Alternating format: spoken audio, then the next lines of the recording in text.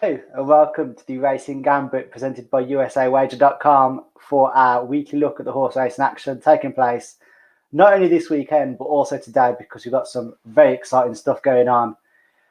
And happy Thanksgiving to all of you Americans as well, including you, Ace. Ace, how you doing? Did you have a good day yesterday? Had a very nice Thanksgiving. I've got some strong opinions on this racing this afternoon and tomorrow. Really excited. Even though it's post Breeders' Cup, there's still some good racing action going on. Yeah, but we'll get started with the Clark Stakes, which is the big race today, coming from Churchill Downs, a Grade 1 over 1 1/8 miles.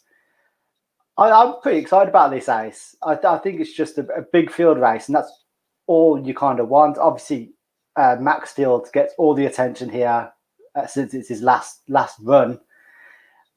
Will this be a dream farewell for him, do you think? I think so. And what's going to be really interesting is everything that I have heard, everyone is going to be backing Midnight Bourbon on the rail, the 1 8 to 5. Rosario Asmussen. Let's not forget, though, fool me once, shame on you. Fool me twice, shame on me.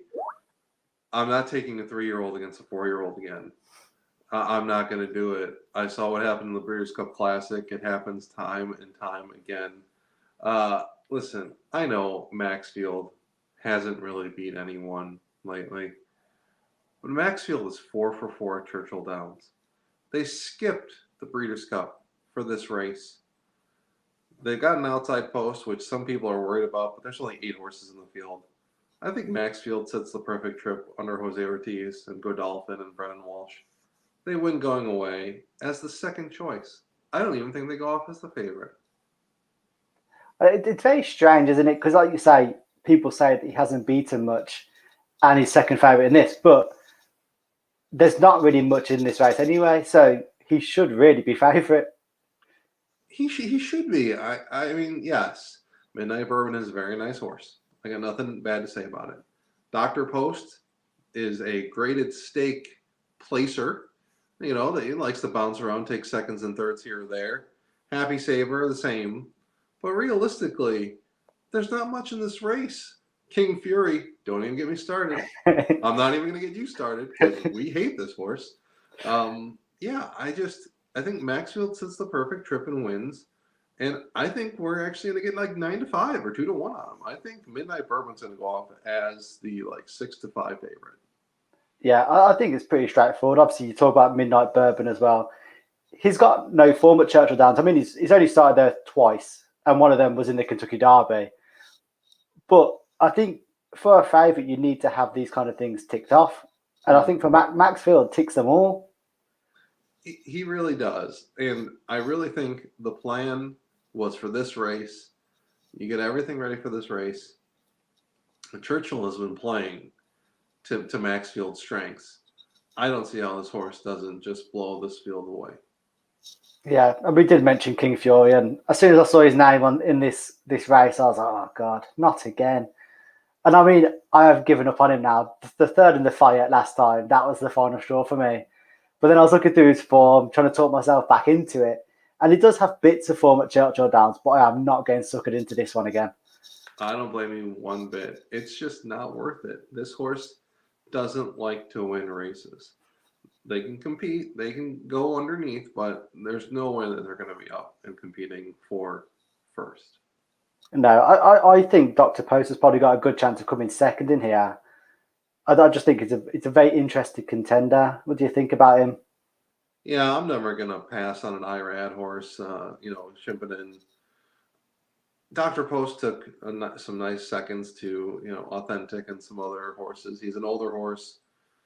I do think it goes kind of. I'm kind of gonna go with the older horses. I'm gonna take Dr. Post and Happy Saver second, third, just because I think Midnight Bourbon is gonna be overhyped, and from the rail, they're gonna need to break very well, get in a good spot. But I think the outside takes it with Dr. Post and Happy Saver underneath. Yeah, I think Dr. Post just gets second for me. Like, obviously, he has that graded form as well in the book, doesn't he? He was obviously third in back-to-back grade ones in his last 2 runs. Yeah. Obviously, the only thing that does go against him again is this is his first run at Churchill. But like you say, out of you completely discount the 3-year-old straight away, and I think then it comes down to Dr. Post or Happy Safe. And I just think Dr. Post has that bit more ability, so I can see him getting second. I'm with you, and yeah, I'm going to toss the 3-year-old, like you said, and just hope that some of these older horses can return to a decent form underneath. Yeah, so I'm guessing we're both going with the very similar kind of thing here. I'm going Maxfield 1 and Dr. Post 2. Maxfield to the max. He's going out a champion, finally. Yeah, it's a shame. He's been a great servant for the Brendan Walsh yard as well. He's took over 1.5 million in career earnings throughout his career. But yeah, like you say, he hasn't kind of landed a big one. And I suppose this is the biggest one it's going to get. Yeah, he hasn't landed the big one. This is the biggest one he's going to get. And I'll never forget when he let me down at Del Mar, but at the same time, I think he's got this field beat. Yeah. So next up, we got the Seabiscuit Handicap, which is over 1 1/16 miles on the turf, a grade 2, and we're at Del Mar. Yes, it feels like we're at Del Mar all the time at the moment. The Seabiscuit Handicap then, Sacred Life looks like he's going to be very, very short in the betting in this. Do you think the Knickerbocker Stakes run is strong enough to merit being that strong in the market? I'm not exactly sure. And the reason is, now mind you, at Del Mar on the turf when there's these races like this, I am going to fall for horses who are coming from the East Coast to the West Coast. I'm going to take, I love Chad Brown, love Jose Ortiz, right? Their form winning by a head and beating Field Pass what was a very nice win. I just don't know if there's, coming from the 7 post, they're going to be closing down the stretch. I think I'm going to take someone a little closer to the lead.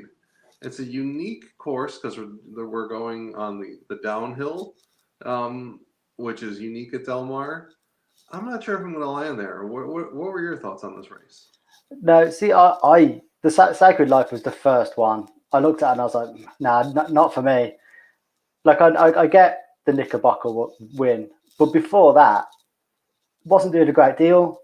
So, I mean, I don't think that win kind of elevates into favourite straight away. Like, if Field Pass was favourite, I'd have no questions with that because I feel like he's a better horse. Field Pass is the really interesting one here. They seem to be the better horse. And they're picking up Umberto, who's a turf wizard. But I also look at Field Pass and I go, are they going to get the lead? I don't think so. So where are they going to be in the stretch run here? I'm going with the other Chad Brown. I'm going to go with Flop Shot. I'm going to take Irad Ortiz and Chad Brown shipping in. Listen, this horse has only won at the allowance level since coming over here, taken back-to-back seconds. I think they sit the perfect trip in second, and I think they win this race. What's frustrating for me, though, this horse is 4-1. Why? They haven't done anything. They haven't won a graded stakes race. Why are they 4-1? Oh, right, it's Irad and Chad. Those just the connections themselves get that price. No, I'm a bit relieved that you've gone for Flop Shot as well because that was mine. I thought you were going to bat it straight away.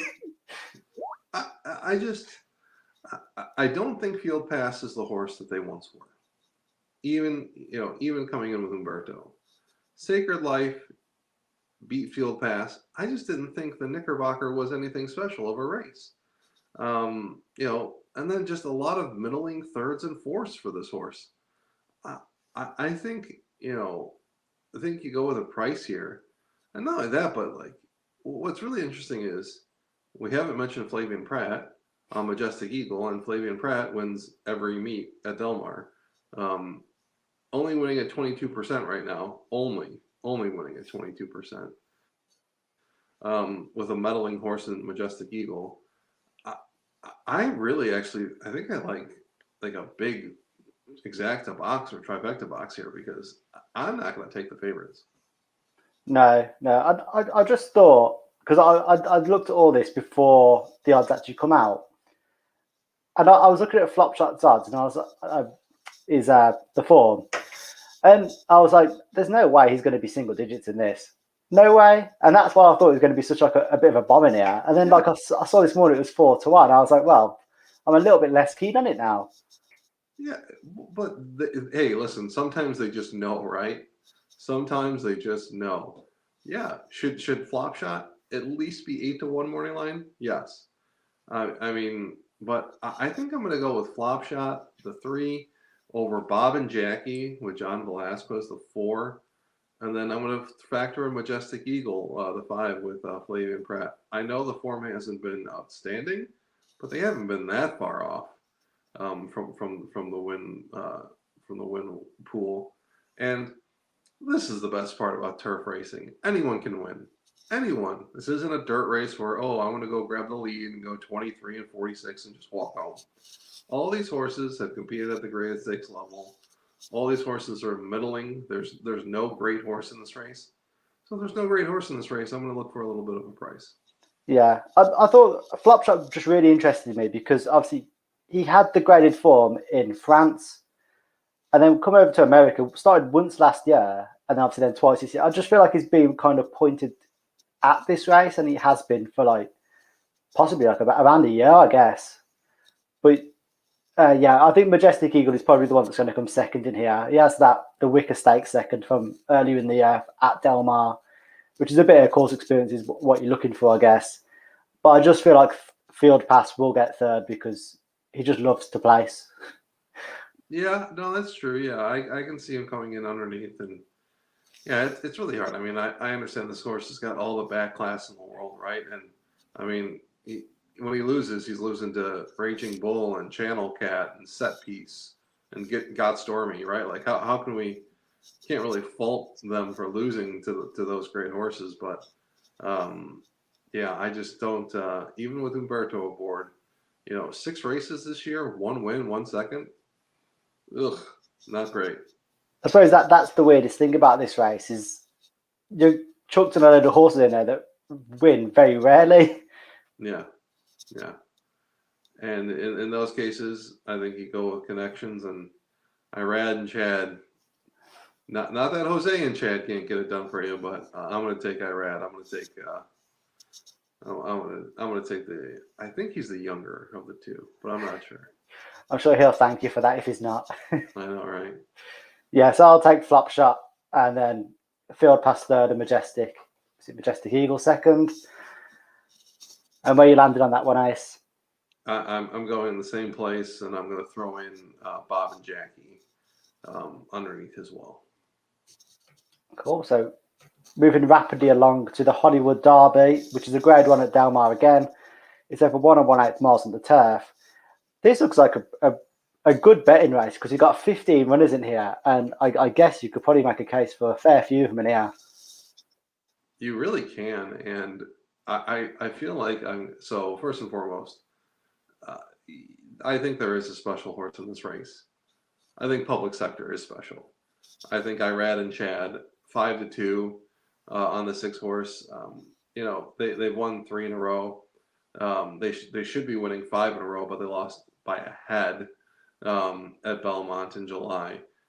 I really do think this horse is special. But to your point, after that, I like every horse on the outside. I like Camp Hope, the 11. I like Subconscious, the 12. I like the 13 in effect and the 14 Santon. I think this is a great betting race. Absolutely great betting race if you want to play some exotics. Where did you land? Yeah, so I do like Subconscious in here. And I just think it's got very solid form in this second half of the year. We can kind of forget about the first half because I think he had a two-month break in between.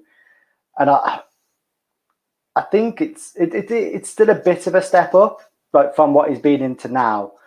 But I just look at this big fielded race, and I feel like if it breaks down the way that it should, like they always break down in some kind of way. Subconscious could be the one there to pick up all the pieces. Obviously, the Del Mar form is there because he would have made a special weight there in August. So I just think that he's got a good chance. I mean, it's not a huge price, but it's better than being shorter than 4-1, I guess. Yeah, I'm with you. And you know what? You mentioned the first half of the year. Reported as a gelding in June. Hey, look at that. All of a sudden, they're focused on winning and they've won 3 in a row, right? Um, I like the pick. I'm also like, I like Camp Hope. I like their last win at Keeneland, their last 2 wins at Keeneland, actually, an allowance and a stakes race. Call me crazy, but this 13, in effect, 20-1, John Velasquez. You know what? Like they they didn't run well at Kentucky Downs, didn't run well at Saratoga. But at the same time, I feel like this horse is going to come get a piece. I don't know why, but how many times do you get a 13 horse, in a race, and 14 as well. This new shooter, Umberto, Brendan Walsh, Godolphin. Oh man, Godolphin hasn't been in the winner's circle in a whole 5 minutes out in Del Mar. New shooter. They win a maiden special weight. Then they go win an allowance at Keeneland, 10-1. Umberto on the turf. Godolphin 10-1. That might be a nice price. Yeah, we've also got the other Chad Brown one in here as well, Sifton Sands, who wasn't a million miles away behind his stablemate in the Hill Prince.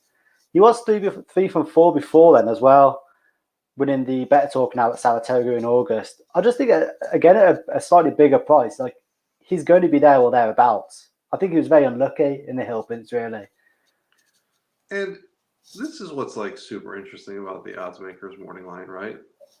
This horse should not be 15-1 morning line, but he is. And then the horses we like, for some reason, are 4-1, and they haven't won anything, right? Yeah, I'm with you. And you got another one shipping in from New York with Chad and Jose. Yeah, you throw out their last race where they were 5 wide, and still didn't lose by much, only 4 lengths. They won back-to-back races. Not only that, but Manny Franco's not traveling with his horse, and Jose Ortiz is a much better jockey. That wouldn't surprise me at all if it goes public sector, Sifting Sands, and then some of the other horses we like on the outside. Yeah, the other one I wanted to mention is Cathkin Peak, who I think is going to probably benefit from being on the rail, I think. And he's been involved in some pretty decent races at Del Mar without actually landing a win. He was 6th in the La Jolla and 4th in the Del Mar Derby. I mean, there's no doubt he has to find something to kind of win this, but I think it's kind of set up from his position. He obviously got Flavian on board as well. It's one of them again. I think you could definitely make a really strong case for Cathkin Peak in here. Yeah, you can never throw Flavian out. Only 2 places in 4 races this year, no wins, no other in the money finishes. I'm sorry, in these turf races, I look at the locals and I go, no thanks. They haven't been racing against much. And this is no offense, but I mean, this horse has lost to some good horses. They lost to Rock Your World. They lost to None Above the Law. But at the same time, those horses have turned out to just be meddling okay horses. I want to take the shippers. I think the New York circuit is better when it comes to turf horses.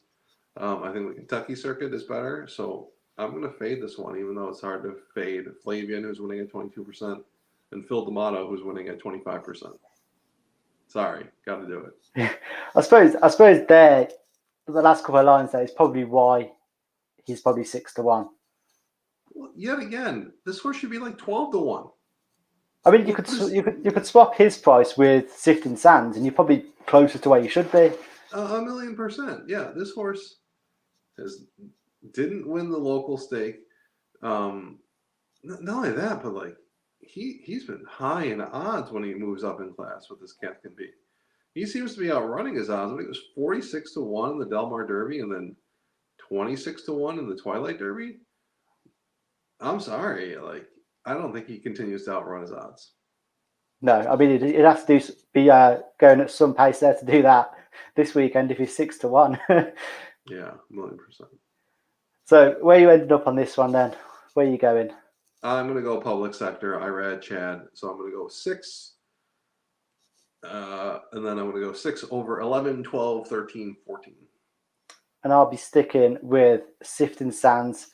I just think like it's far too high. If you can get 15-1, but snap whoever's offering it that like now. And subconscious, I think he's going to probably come in the top 3 as well. Don't blame me there. Don't blame me at all.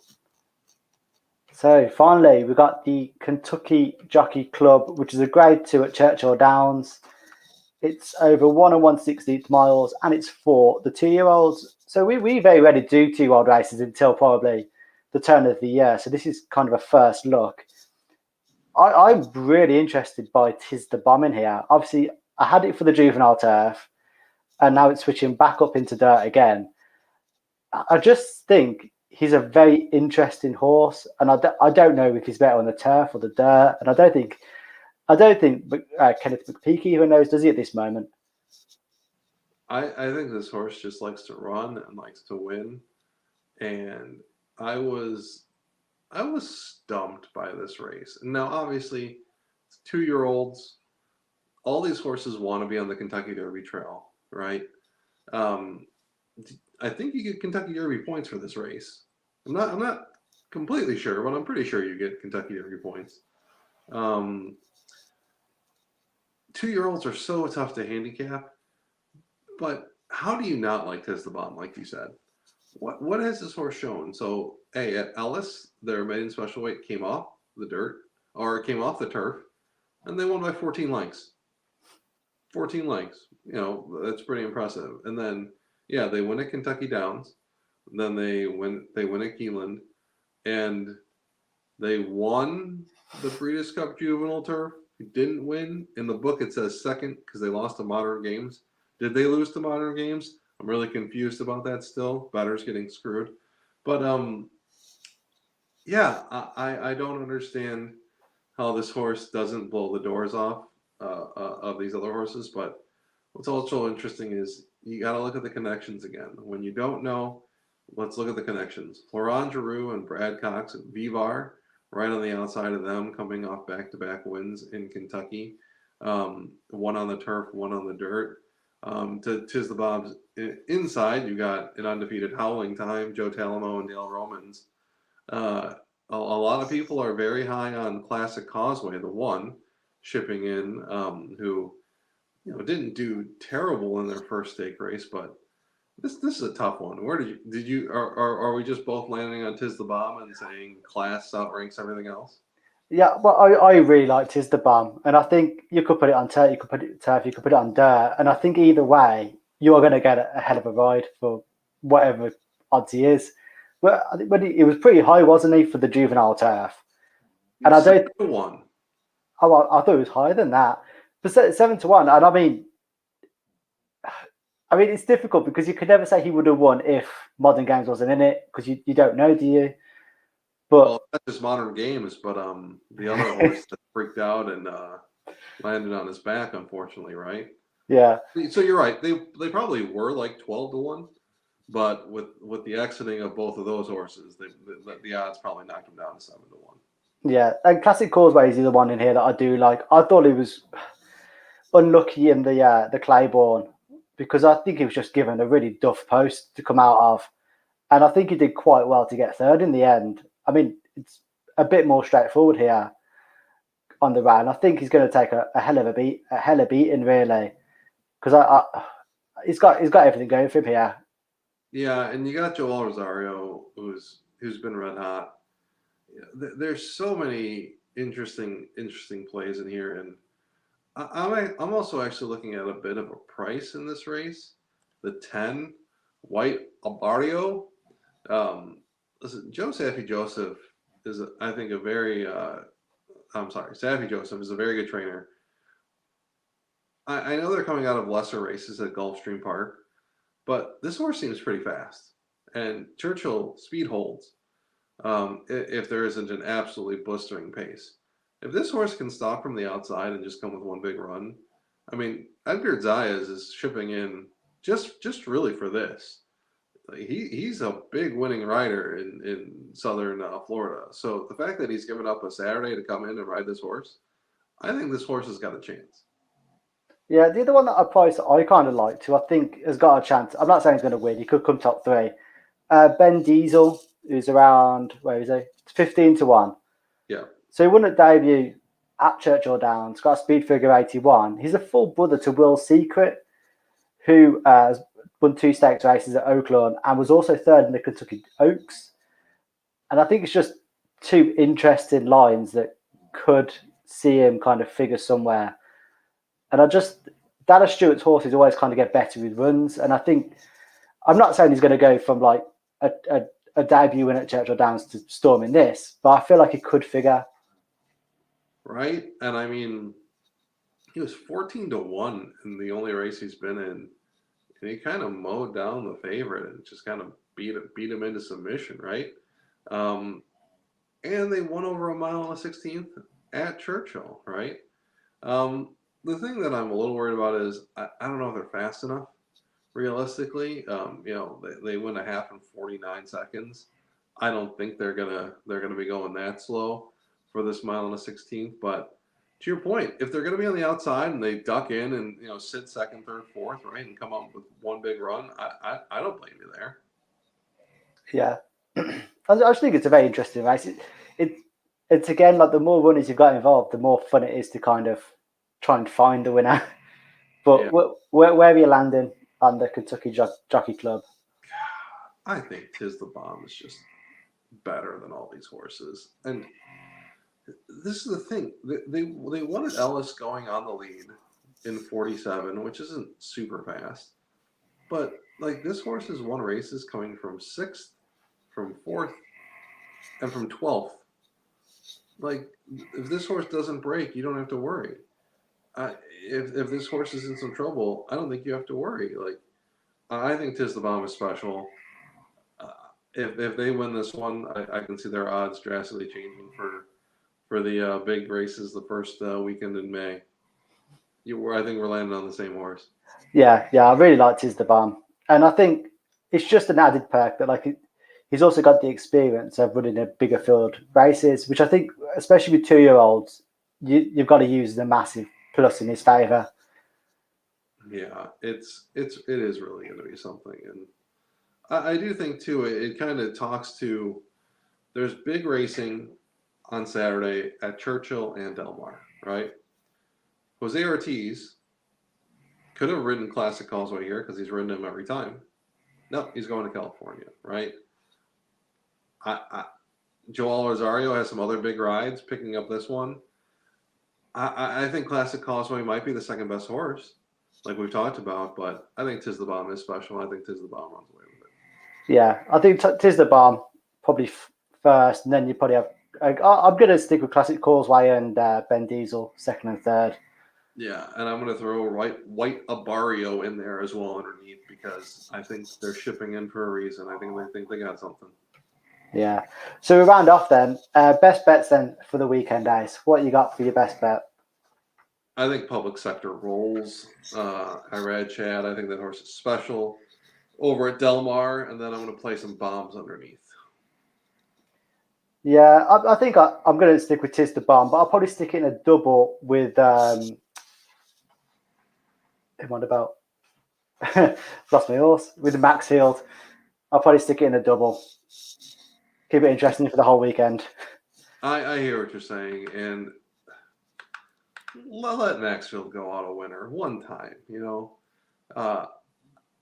I'm not going to say it's my best bet, but at the same time, if he's going off at 9-5, it's a steal. It's an absolute steal because I think everyone's going to be on the inside Midnight Bourbon. Yeah, it's going to be a very interesting weekend of racing anyway, and we will be back next week to preview the racing for next weekend, obviously. But thank you very much for joining us, and don't forget to like and subscribe to the Sports 2.0 network. Until next week, thank you for joining us. Bye.